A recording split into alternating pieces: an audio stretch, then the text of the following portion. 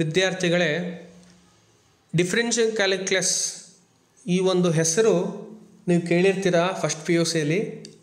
ಇದು ಗಣಿತಶಾಸ್ತ್ರ ಏನಿದೆ ಅದರೊಳಗೆ ಅತ್ಯಂತ ಪ್ರಮುಖವಾದ ಒಂದು ಅಧ್ಯಾಯವಾಗಿದೆ. ಇಲ್ಲಿ ಈ ಬ್ರ್ಯಾಂಚ್ ಏನಿದೆ ಡಿಫರೆನ್ಷಿಯಲ್ ಕ್ಯಾಲ್ಕುಲಸ್ ಅನ್ನೋದು, ಅದು ತುಂಬ ದೊಡ್ಡ ಬ್ರ್ಯಾಂಚ್. ಅದು ಇದರೊಳಗಡೆ ನಾವು ಡಿಫ್ರೆನ್ಸಿಯೇಷನ್ ಹೇಗೆ ಮಾಡೋದು ಅಂತ ಕಲ್ತ್ಕೋತೀವಿ. ಅದರ ಜೊತೆಗೆ ಅಪ್ಲಿಕೇಶನ್ ಆಫ್ ಡೆರಿವೇಟಿವ್ಸ್ ಅಥವಾ ಅಪ್ಲಿಕೇಶನ್ ಆಫ್ ಡಿಫ್ರೆನ್ಸಿಯೇಷನ್ ಅದನ್ನು ತಿಳ್ಕೊತೀವಿ. ಈ ಒಂದು ಕ್ಲಾಸಲ್ಲಿ ನಾವು ಕೇವಲ ಬೇಸಿಕ್ಸ್ ಏನು ಕಲ್ತಿರ್ತೀರ ಫಸ್ಟ್ PUCಲಿ ಅದನ್ನು ರೀಕಾಲ್ ಮಾಡೋ ಒಂದು ದೃಷ್ಟಿಯಿಂದ ಈ ಒಂದು ವಿಡಿಯೋ ಮಾಡ್ತಾಯಿದ್ದೀನಿ. ಸೊ ಇದರೊಳಗೆ ಮುಖ್ಯವಾಗಿ ಡಿಫ್ರೆನ್ಸಿಯೇಷನ್ ಅಂದರೆ ಏನು, ಡೆರಿವೇಟಿವ್ ಅಂದರೆ ಏನು, ಅಥವಾ ಡೆರಿವೇಟಿವ್ ಆಫ್ ಎ ಫಂಕ್ಷನ್ ಅಂದರೆ ಏನು ಅಂತ ನೋಡೋಣ. The rate of change of A quantity y with respect to the another quantity x is called the derivative or differential coefficient of y with respect to x ಅಂತ ಕರಿತೀವಿ. ಇದನ್ನೇ dy/dx ಅಂತ ಕರಿತೀವಿ. ಅಂದರೆ ಎಕ್ಸು ಚೇಂಜ್ ಆದಂಗಲ್ಲ ಅದನ್ನು ಎಕ್ಸ್ನೇ ಅಂತ ಕರಿತೀವಿ ಅಂದರೆ ಇಂಡಿಪೆಂಡೆಂಟ್ ವೇರಿಯಬಲ್ ಅಂತ ಕರಿತೀವಿ. ಎಕ್ಸು ಚೇಂಜ್ ಆದಂಗಲ್ಲ ವೈ ಕೂಡ ಅದ್ರ ಮೇಲೆ ಡಿಪೆಂಡ್ ಆಗಿರೋದ್ರಿಂದ ಅದು ಚೇಂಜ್ ಆಗ್ತಾ ಹೋಗುತ್ತೆ. ಸೊ ವೈನ ಡಿಪೆಂಡೆಂಟ್ ವೇರಿಯಬಲ್ ಅಂತ ಕರಿತೀವಿ. ಎಕ್ಸ್ನ ಇಂಡಿಪೆಂಡೆಂಟ್ ವೇರಿಯಬಲ್ ಅಂತ ಕರೆದ್ರೆ ವೈನ ಡಿಪೆಂಡೆಂಟ್ ವೇರಿಯಬಲ್ ಅಂತ ಕರಿತೀವಿ. ಸೊ ಎಕ್ಸ್ ಹೇಗೆ ಚೇಂಜ್ ಆಗ್ತಾ ಇರುತ್ತೋ ಆ ಒಂದು ಬೇಸಿಸ್ ಮೇಲೆ ವೈ ಕೂಡ ಚೇಂಜ್ ಆಗುತ್ತೆ. ಸೊ ಆ ಒಂದು ಕ್ವಾಂಟಿಟಿ ಏನಿದೆಯೇ ಅದು ಹೇಗೆ ಚೇಂಜ್ ಆಗುತ್ತೆ, ಎಷ್ಟು ರೇಟಲ್ಲಿ ಚೇಂಜ್ ಆಗ್ತಾ ಇದೆ ಅದನ್ನೇ ನಾವು ಡೆರಿವೇಟಿವ್ ಅಂತ ಕರಿತೀವಿ. ಈ ವೈ ಇದೆಯಲ್ಲ, ಈ why it is not A number ಅಲ್ಲ, ಅದು ಇಟ್ಸ್ ಎ ಫಂಕ್ಷನ್. ನೀವು ಕಲ್ತಿರ್ತೀರ ಫಸ್ಟ್ PUCಯಲ್ಲಿ ಸಾಕಷ್ಟು ಫಂಕ್ಷನ್ಸ್ ತಿಳ್ಕೊಂಡಿರ್ತೀರ. ಟ್ರಿಗ್ನೋಮೆಟ್ರಿಕ್ ಫಂಕ್ಷನ್ಸ್ ತಿಳ್ಕೊಂಡಿದ್ದೀರಾ, logarithmic functions, algebraic functions, polynomial function. So ಈ ಥರ ಸಾಕಷ್ಟು ಫಂಕ್ಷನ್ಸ್ಗಳಿದೆ. ಆ ಫಂಕ್ಷನ್ಸ್ಗಳು ಒಂದು ವೇರಿಯಬಲ್ ವೇರಿ ಆಗ್ತಾ ಇದ್ದಂಗೆ ಯಾವ ರೀತಿ ಚೇಂಜ್ ಆಗುತ್ತೆ ಅನ್ನೋದನ್ನೇ ನಾವು ಡೆರಿವೇಟಿವ್ ಆಫ್ ಎ ಫಂಕ್ಷನ್ ಅಂತ ಕರಿತೀವಿ. ಇದಕ್ಕೆ ಫಸ್ಟ್ ಪ್ರಿನ್ಸಿಪಲ್ಸ್ ಮೂಲಕ ಈ ಸೂತ್ರ ಹಾಕೋತೀವಿ. dy/dx is equal to limit of f of x plus h minus f of x whole divided by h as h tends to 0 ಅಥವಾ h goes near to 0. It is not equal to 0. ಹೆಚ್ಚು 0 equal ಆಗಿಲ್ಲ. When it is approaching 0, what happens to the quantity f of x? ಈ function f of x ಏನಿದೆ ಅದು ಯಾವ ರೀತಿ change ಆಗ್ತಾ ಇದೆ. ಯಾವಾಗ ಎಕ್ಸ್ ಚೇಂಜ್ ಆದಾಗ f of x ಅಂದ್ರೆ ಒಂದೇ, y ಅಂದ್ರೆ ಒಂದೇ, ಅದು ನಾಪ್ಕ ಇಟ್ಕೊಂಡಿರ್ಬೇಕು ನೀವು. y is nothing but f of x. y is equal to f of x ಅಂತ ತಗೊಂಡಿರ್ತೀವಿ. ಸೊ ಎಕ್ಸ್ ಚೇಂಜ್ ಆದಂಗೆ f of x ಯಾವ ರೇಟಲ್ಲಿ ಚೇಂಜ್ ಆಗತ್ತೆ ಅನ್ನೋದೇ dy/dx. ಈಗ ತುಂಬ ಸುಲಭವಾಗ ಒಂದು ಅರ್ಥ ಮಾಡ್ಕೋಬೇಕು ಇದನ್ನು ಅಂದರೆ ಒಂದು ಉದಾಹರಣೆ ತಗೊಳ್ಳೋಣ. ನೀವು ಗಾಡಿ ಮೇಲೆ ಗಾಡಿನ ಓಡಿಸ್ತಾ ಇದ್ದಾಗ ಅದರ ಸ್ಪೀಡು ಚೇಂಜ್ ಆಗ್ತಾ ಇರುತ್ತೆ. ಆ ಸ್ಪೀಡ್ ಯಾವುದ್ರ ಮೇಲೆ ಡಿಪೆಂಡ್ ಆಗಿರುತ್ತೆ? It depends on many variables. ನಾವು ಒಂದೇ ಒಂದು ತಗೊಳ್ಳೋಣ. It depends on the time change ಆದಂಗೆಲ್ಲ ಸ್ಪೀಡು ವೇರಿ ಆಗ್ತಾ ಇರುತ್ತೆ. ಆ ಥರ ಬೇಕಾದಷ್ಟು ವೇರಿಯಬಲ್ ಇದೆ. ಇಲ್ಲಿ ಟೈಮ್ ಏನಾಗ್ಬಿಡುತ್ತೆ? ಇಂಡಿಪೆಂಡೆಂಟ್ ವೇರಿಯಬಲ್ ಆಯಿತು. ನಿಮ್ಮ ಗಾಡಿ ಸ್ಪೀಡ್ ಏನಾಯಿತು? ಅದು ಡಿಪೆಂಡೆಂಟ್ ವೇರಿಯಬಲ್ ಆಯಿತು. Why it is called as dependent? Because ಗಾಡಿಯ ಸ್ಪೀಡ್ ಏನಿದೆ ಅದು ಡಿಪೆಂಡ್ಸ್ ಆನ್ ಟೈಮ್ ಚೇಂಜ್ ಆದಂಗೆಲ್ಲ ಗಾಡಿಯ ಸ್ಪೀಡು ಚೇಂಜ್ ಆಗ್ತಾ ಇರುತ್ತೆ ಅಲ್ವಾ? ಸೊ ಅದಕ್ಕೋಸ್ಕರ ಈ dy/dx ಏನು ಕೊಡುತ್ತೆ ಅಂದರೆ it gives you how much there is a change in the quantity y when X changes ಅಥವಾ ವಿತ್ ರೆಸ್ಪೆಕ್ಟ್ ಟು ಎಕ್ಸ್ ಅಂತ ಕರಿತೀವಿ. ಓಕೆ, ಇದನ್ನು ಲಾಸ್ಟ್ ಇಯರಲ್ಲಿ ಕಲ್ತಿರ್ತೀರ ನೀವು. ಲಾಸ್ಟ್ ಇಯರಲ್ಲಿ ಫಸ್ಟ್ ಪಿ ಯು ಸಿಲಿ ಇದ್ದಾಗ ಫೈನ್ ದಿ ಡೆರಿವೇಟಿವ್ ಆಫ್ ಕೆಲವೊಂದು ಫಂಕ್ಷನ್ಸ್ ಕೊಟ್ಬಿಟ್ಟು ಬೈ ಯೂಸಿಂಗ್ ಫಸ್ಟ್ ಪ್ರಿನ್ಸಿಪಲ್ ಅಂದರೆ ನೀವೆಲ್ಲ ಕಂಡುಹಿಡ್ಕೊಂಡಿರ್ತೀರ. ಸೈನ್ ಎಕ್ಸ್ಗೆ ಡೆರಿವೇಟಿವ್ ಏನು, ಕಾಸ್ ಎಕ್ಸ್. ಇದನ್ನು 3 ಮಾರ್ಕ್ಸಲ್ಲಿ ನೀವು ಕ್ಯಾಲ್ಕುಲೇಟ್ ಮಾಡಿರ್ತೀರ. ಸೈನ್ ಎಕ್ಸ್ನ ಡಿಫ್ರೆನ್ಷಿಯೇಟ್ ಮಾಡಿದ್ರೆ ಕಾಸ್ ಎಕ್ಸ್ ಹೇಗೆ ಬಂತು ಅಂತ ತಿಳ್ಕೊಂಡಿರ್ತೀರ. ಈ process of finding derivative of A given function is known as differentiation. So differentiation ಏನಪ್ಪ ಅಂದರೆ ಈ ಡೆರಿವೇಟಿವನ್ನ ಕಂಡುಹಿಡಿತಕ್ಕಂಥ ಒಂದು ಪ್ರೋಸೆಸ್. ಇದನ್ನು ಡಿಫ್ರೆನ್ಸಿಯೇಷನ್ ಅಂತ ಕರಿತೀವಿ. ಇದು ಫಸ್ಟ್ ಇಯರಲ್ಲಿ ಕಲ್ತಿರ್ತೀರ. Just to recall what you have learnt in first P U C. ಇಲ್ಲಿ ಕೆಲವೊಂದು ಫಾರ್ಮುಲಾಗಳನ್ನ ನೀವು ಮರೀಲಿಕ್ಕೆ ಹೋಗಬಾರ್ದು. ಈ ವರ್ಷ ಅಂತಲ್ಲ, ಮುಂದೆ ನೀವು ಯಾವುದೇ ಹೈಯರ್ ಸ್ಟಡೀಸ್ ಹೋದ್ರೂ ಮ್ಯಾಥಮೆಟಿಕ್ಸ್ ಅಂದಿದ ತಕ್ಷಣ ನಿಮಗೆ ಹೈಯರ್ ಸ್ಟಡೀಸಲ್ಲಿ ಬಂದೇ ಬರುತ್ತೆ. ಇದು ಈ ವರ್ಷಕ್ಕಲ್ಲ, ಜೀವನ ಪರ್ಯಂತ ನಾವು ಇಟ್ಕೊಂಡಿರ್ಬೇಕಾಗತ್ತೆ. ಓಕೆ, ಮೊದಲನೇ formula differentiation of a constant with respect to X ಅಂದರೆ 0. ಕಾನ್ಸ್ಟೆಂಟ್ನ ಡೆರಿವೇಟಿವ್ ಏನು ಅಂದರೆ 0. ಯಾಕೆಂದರೆ ದೆರ್ ಇಸ್ ನೋ ಚೇಂಜೇ ಆಗಲ್ವಲ್ಲ. ಕಾನ್ಸ್ಟೆಂಟ್ ಈಗ 10 ಅಂತ ಇದ್ದರೆ ಆ 10 ವಿಲ್ ನಾಟ್ ಚೇಂಜ್. ಇವತ್ತು 10, ನಾಳೆನೂ ಅದು 10 ಇರುತ್ತೆ. So it will not change. ಆ ನಂಬರು ಈಗ ಎಕ್ಸ್ ಅಂತ ತೊಗೊಂಡ್ರೆ ಅದು ವೇರಿಯಬಲ್.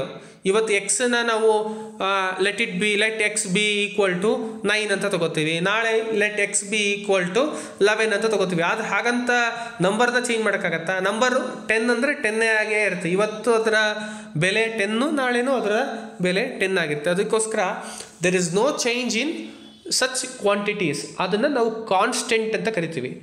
ಆ ಥರ ಕಾನ್ಸ್ಟೆಂಟ್ನ ನಾವು ಡೆರಿವೇಟಿವ್ ಕಂಡುಹಿಡಿದ್ರೆ ಏನು ಚೇಂಜ್ ಆಗುತ್ತೆ? ಏನು ಚೇಂಜ್ ಆಗಲ್ಲ. ಅದಕ್ಕೋಸ್ಕರ ಅದು 0. ಸೊ ಅದನ್ನು ನಾವು ಇಟ್ಕೋಬೇಕು. ಆಮೇಲೆ derivative of X power N, X ಬೇಸಲ್ಲಿ ಇರಬೇಕು, ಪವರಲ್ಲಿ ಸಮ್ ನಂಬರ್ ಇರಬೇಕು. X square, X cube, X power 4 ಆ ಥರ ಇದ್ದಾಗ ಈ ಫಾರ್ಮುಲಾ ಉಪಯೋಗಿಸ್ಕೋತೀವಿ. Derivative of X power N is equal to N into X power N minus 1. So ಇದು ಎರಡನೇ formula.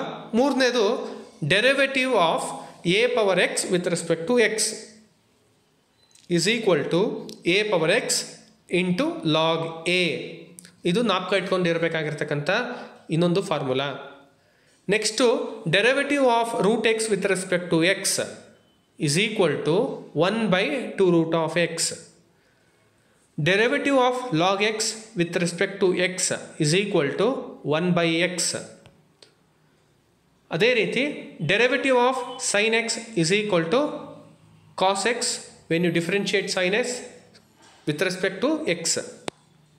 Next, derivative of cosecant x with respect to x is equal to minus cosecant x into cot x. ಇಲ್ಲಿ ತುಂಬ ಸುಲಭವಾಗಿ ಜ್ಞಾಪಕ ಇಟ್ಕೋಬಾರ್ದು. ಇದು derivative of cosecant, ಕೋ ಅಂತ ಬಂತು ಅಂದರೆ ಅದಕ್ಕೆ ನೆಗೆಟಿವ್ ಹಾಕಬೇಕು.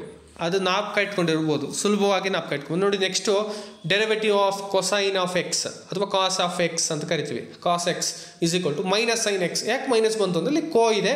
ಸೊ ಅದಕ್ಕೋಸ್ಕರ ಅದಕ್ಕೆ ನಮಗೆ ಆನ್ಸರಲ್ಲಿ ಮೈನಸ್ ಬರುತ್ತೆ. ಸೊ ಯಾರು ಕೇಳಿದ್ರೆ what is the derivative of cos X ಅಂತ ಕೇಳಿದ್ರೆ ನೀವು ಮೈನಸ್ ಸೈನ್ ಎಕ್ಸ್ ಅಂತ ಹೇಳಬೇಕು. ಇವೆಲ್ಲ ಈ ಎಲ್ಲ ಸೂತ್ರಗಳನ್ನ ತಲೆಯಲ್ಲಿ ಇಟ್ಕೊಂಡಿರಬೇಕು. ಜಾಸ್ತಿ ಏನು ಸೂತ್ರಗಳಿಲ್ಲ ಇದರೊಳಗೆ. ಸೊ ಇವೆಲ್ಲ ಫಸ್ಟ್ ಇಯರಲ್ಲಿ ಕಲ್ತಿರ್ತೀರ. Just to recall. Next derivative of tan X with respect to X is equal to secant square of X. Derivative of secant x with respect to x is equal to secant x into tan x. Derivative of cot x is equal to minus cosecant square of x. ಇಲ್ಲಿ minus ಯಾಕೆ ಬಂದಿದೆ ಅಂತ already ಹೇಳಿದ್ದೀನಿ. ಯಾಕೆಂದರೆ ಕಾಟ್ ಅಂದರೆ ಏನು? Cotangent. ಕೋ ಅಂತ ಇದೆಯಲ್ವ ಅದೇ. ಸೊ ಅದಕ್ಕೋಸ್ಕರ ಇದು ಮೈನಸ್ ಬಂದಿರುತ್ತೆ. ಆ ಥರ ಜ್ಞಾಪಕ ಇಟ್ಕೊಂಡ್ರೆ ಇದು ಸುಲಭವಾಗಿ ಮೆಮೊರೈಸ್ ಮಾಡಿರಬೇಕಿದು. ಇಲ್ಲ ಅಂದರೆ ಲೆಕ್ಕಗಳು ಮಾಡೋದು ಕಷ್ಟ ಆಗುತ್ತೆ. ಸೊ ಆದ್ದರಿಂದ ಈ ಫಾರ್ಮುಲಾಗಳು ಜ್ಞಾಪಕ ಇರಲಿ. ಸೊ ಇಷ್ಟು ತಿಳ್ಕೊಂಡಾದ್ಮೇಲೆ ಕೆಲವೊಂದು ರೂಲ್ಸ್ ಆಫ್ ಡಿಫ್ರೆನ್ಸಿಯೇಷನ್ ಇದೆ. ಯಾವುದು?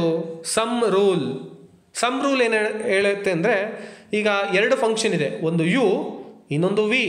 You is a function of X, V is also a function of X. So Y in turn is a function of X. ಅಂದರೆ ನೀವು ಅಷ್ಟು ತಲೆ ಕೆಡ್ಸ್ಕೊಳಕ್ಕೆ ಹೋಗಬೇಡಿ, ಏನು ಈ ಥರ ಹೇಳ್ತಾ ಇದ್ದಾರಲ್ಲ ಸರ್ ಅಂತ. So Y is equal to U plus V ಅಂದರೆ ಈ ಯು ಮತ್ತು ವಿ ಎರಡೂ ಕೂಡ ಫಂಕ್ಷನ್ಸ್ಗಳಾಗಿದೆ. ಲೈಕ್ ಸೈನ್ ಎಕ್ಸ್ ಆಗಿರ್ಬೋದು, ವಿ ಬೇಕಾದ್ರೆ ಎಕ್ಸ್ ಸ್ಕ್ವೇರ್ ಆಗಿರ್ಬೋದು, ಲಾಗ್ ಎಕ್ಸ್ ಆಗಿರ್ಬೋದು. ಸೊ ಆ ರೀತಿ ಎರಡು ಫಂಕ್ಷನ್ ಇದ್ದಾಗ ಅದರ ನಡುವೆ ಪ್ಲಸ್ ಸೈನ್ ಇದ್ದರೆ, ಸೊ ಫಾರ್ಮುಲಾ ಏನು ಹೇಳುತ್ತೆ ಅಂದರೆ ಡೆರಿವೇಟಿವ್ ಆಫ್ ವೈ ಅಂದರೆ U plus V is equal to derivative of U plus derivative of V. So ಈ ರೀತಿ ಫಾರ್ಮುಲಾನ ನೆನಪಲ್ಲಿಟ್ಕೋಬೇಕು. ಇದು ರೂಲ್ಸಲ್ಲಿ ಇರ್ತಕ್ಕಂಥ ಮೊದಲನೇ ಫಾರ್ಮುಲಾ, ಸಮ್ ರೂಲ್. ಓಕೆ, ಇನ್ನೊಂದು ಡಿಫ್ರೆನ್ಸ್ ಇದ್ದರೆ Y is equal to U minus V ಇದ್ದರೆ, Y is equal to U minus V ಇದ್ದರೆ ಆವಾಗ D by D X of you minus V is equal to D by D X of you minus D by D X of V. ಅಂದರೆ when you want to find the derivative of difference of two functions, then it is equal to the difference of the derivatives. So ಇದು ಅರ್ಥ ಆಗಿದೆ ಅಂತ ಅನ್ಕೋತೀನಿ. ಇದರ ಮೇಲೆ ಲೆಕ್ಕಗಳು ಮಾಡಿದ್ರೇ ನಿಮಗೆ ಸಂಪೂರ್ಣವಾಗಿ ಇದರ ಮೇಲೆ ಹಿಡಿತ ಸಾಧಿಸ್ಬೋದು ಮತ್ತು ಇದು ಚೆನ್ನಾಗಿ ಅರ್ಥ ಆಗತ್ತೆ. ಕೇವಲ ಒಂದು ಇಲ್ಲಿ ನನ್ನ ದೃಷ್ಟಿ ಏನು ಅಂದರೆ ಇಲ್ಲಿ ಕೇವಲ ಒಂದು ರೀಕಾಲಿಂಗ್ ಮಾಡೋದು ಹಾಗೂ ಆ ಥಿಯರಿ ಏನಿದೆ ಅದನ್ನು ನೋಡೋಣ ಫಸ್ಟು. ನೆಕ್ಸ್ಟು ಕ್ಲಾಸ್ಗಳಲ್ಲಿ ಇದರ ಮೇಲೆ ಲೆಕ್ಕಗಳನ್ನ ಮಾಡುತ್ತಾ ಹೋಗೋಣ. ಇದಾದಮೇಲೆ ಪ್ರಾಡಕ್ಟ್ ರೂಲ್.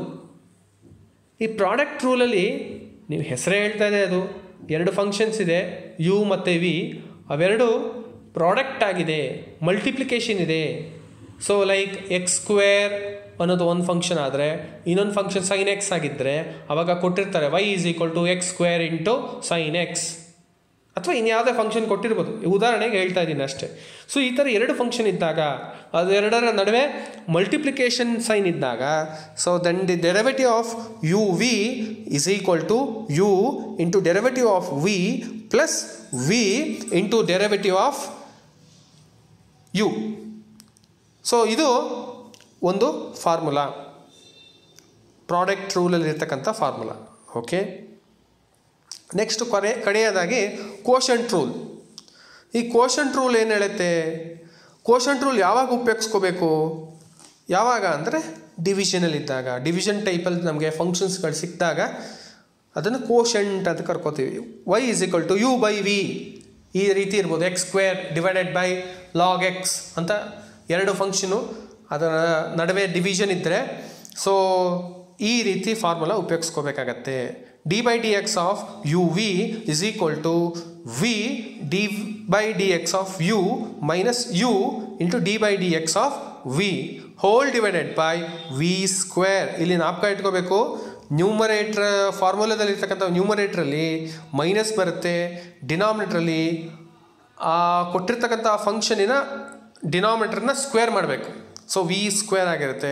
ಅಥವಾ ಸುಲಭವಾಗಿ D by D X of numerator divided by denominator is equal to denominator into differentiation of numerator minus numerator into differentiation of denominator whole divided by denominator whole square. So ಇಲ್ಲಿಗೆ ಈ ಒಂದು ಕ್ಲಾಸ್ನ ಮುಗಿಸೋಣ. Next ಕ್ಲಾಸಲ್ಲಿ ಇದರ ಮೇಲೆ ಲೆಕ್ಕಗಳನ್ನ ಕಲ್ತ್ಕೊಳ್ಳೋಣ.